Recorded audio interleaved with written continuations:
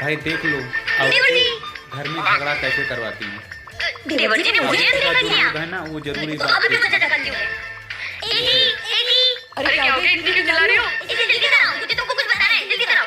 जी मैंने देवर जी को एक लड़की के साथ देखा। कौन सी लड़की, किसके साथ? वो श्वेता रानी बड़ी सी झगड़ा कैसे लगा और मैंने उनके साथ देखा ना तो इतने खुश थे मैं आपको बता ही नहीं सकती। और उनका हाथ पकड़कर ऐसे कर रहे थे बीच सड़क पर? और क्या कर रहे थे मैं कैसे बताऊं। हाँ मैंने भी ऐसे पकड़ा था। मतलब ये स्कूल जाने के बहाने ऐसे काम करता है। अरे तो इसको आज करके तो तुमने बताता हूँ। एली आप गुस्सा मत कीजिए। एली आ गए देवर जी। आज तुम मुझे बिल्कुल मत रोकना। आजा, स्कूल गया था तू आज?